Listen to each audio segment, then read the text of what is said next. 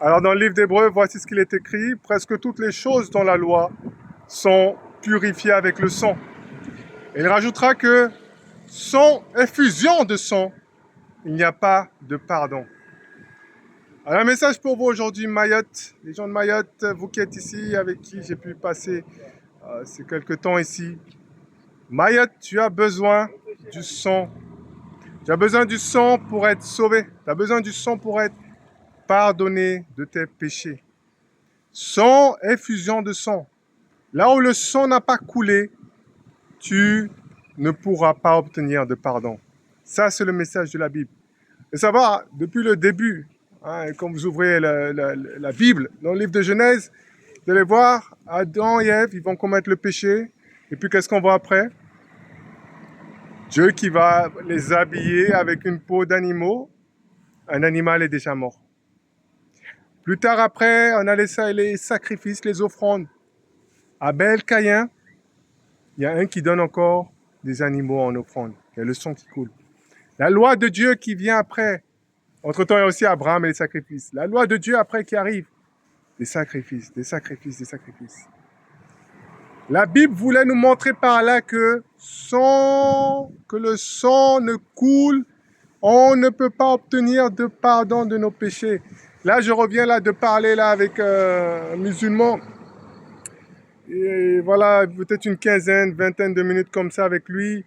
Et c'est toujours la même chose. Et, allez, vous faites les prières. Il m'a dit, nous, on est la seule religion qui prie autant, qui fait tout ça. Il y a même d'autres, ils aiment bien. C'était la semaine dernière, je crois, il me disait, nous, on ne boit pas le vin, on ne mange pas le porc, on ne fait pas tout ça. Non mais, les amis, sérieusement quand même. Est-ce que tu penses, parce que tu fais des prières, que tu vas au paradis? Est-ce que tu penses, parce que tu ne manges pas le cochon, que tu vas au paradis? C'est ça ta justice?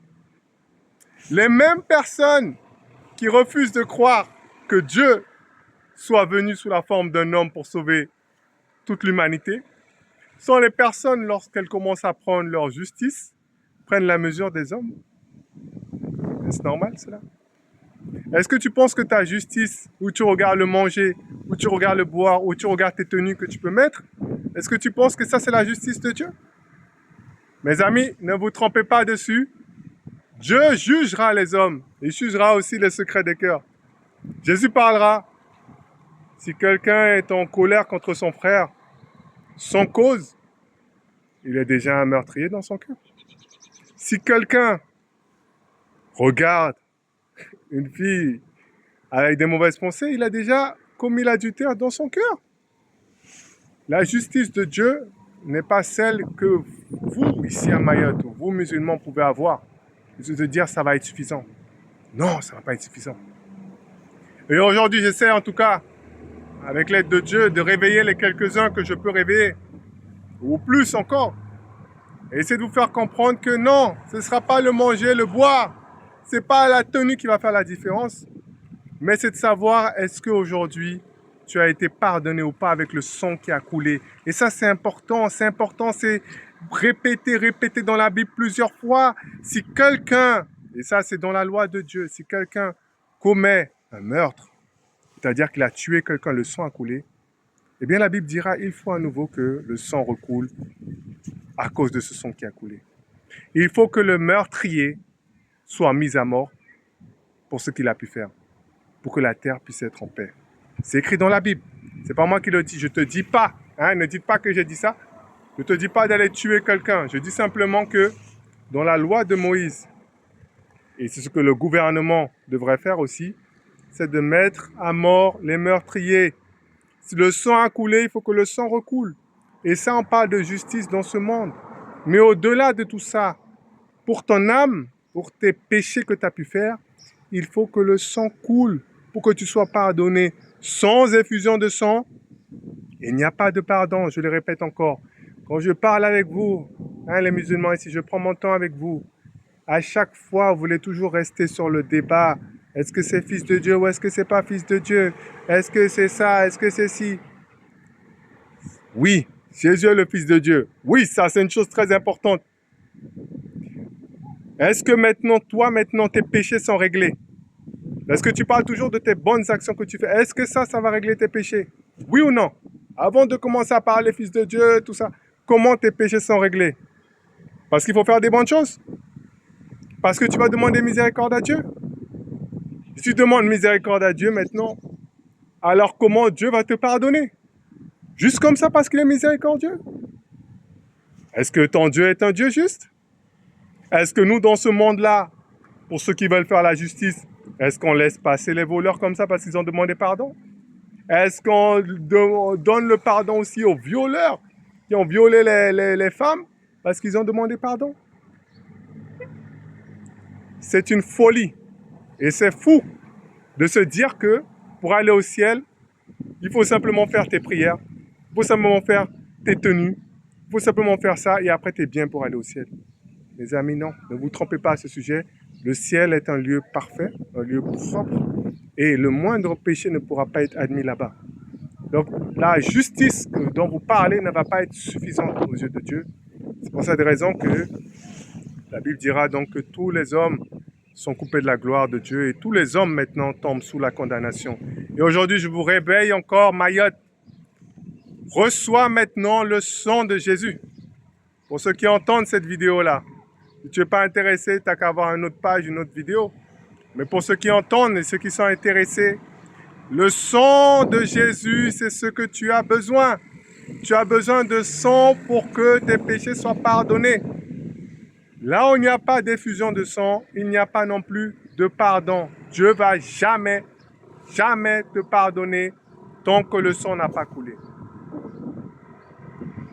La Bible dira encore un peu plus loin, dans le livre de Jean, celui qui croit au Fils a la vie. Celui qui ne croit pas au Fils n'a pas la vie. Mais la colère de Dieu demeure sur lui.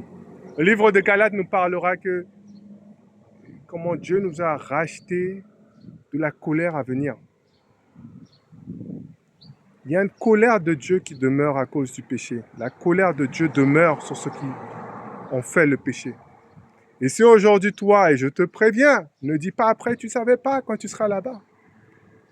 Si aujourd'hui, toi, tu refuses d'accepter le sang de Jésus qui a été versé pour tous les hommes, et quelqu'un m'a demandé tout à l'heure, oui, mais comment Jésus a fait pour verser pour mourir pour nous alors qu'on n'était pas encore là? Mais la réponse est simple, il savait déjà que tu allais être là, il est mort avant. Voilà, et ce n'est pas forcément il y a 2000 ans, parce que la Bible dira même l'agneau qui a été immolé avant la fondation du monde. Mais donc, si tu refuses le sang de Jésus qui a été versé pour toi avant la fondation du monde, eh bien, la Bible dira que, eh bien, il faudra payer. Et comment on paye? Eh bien, vous savez encore, il faut que le sang soit versé. Et si tu ne payes pas grâce au sacrifice du Seigneur Jésus-Christ, eh bien, tu payeras toi-même avec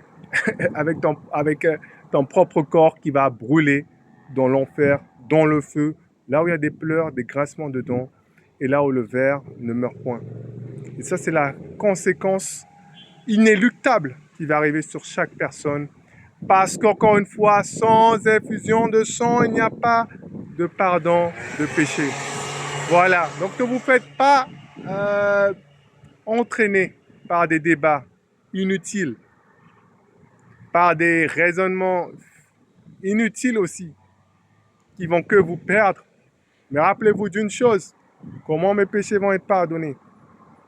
La Bible me dit, de la même manière que dans ce monde-là, il y a une justice qui existe, eh bien Dieu a placé la condamnation sur Jésus-Christ pour chacun d'entre nous. Il a été fait péché pour nous, afin que nous recevions maintenant la justice. Et maintenant, c'est à toi maintenant à faire ton choix. Est-ce que tu acceptes ce qu'il a pu faire pour toi? Et si tu refuses, eh bien tu devras payer toi-même pour tes péchés. Et ça va être dans l'enfer, dans le feu. Là, ça ne s'arrête jamais. Voilà mes amis, donc ça c'est la bonne nouvelle du Seigneur Jésus-Christ. Rappelez-vous donc l'importance du sang. Et pour ceux qui sont chrétiens, eh bien vous avez une conscience maintenant purifiée et cherchons vraiment à grandir dans cette conscience-là du sang qui nous purifie. Voilà, j'ai mis un cadre, le cadre, voilà, c'est pas tout à fait la mer bleue qu'on a à l'habitude. Voilà, on dirait un peu que je suis dans une prison. Mais, ça peut faire réfléchir à certains que, eh bien, si tu ne payes pas grâce au sang du Seigneur Jésus-Christ, eh bien, c'est toi qui payeras pour l'éternité. Soyez bénis.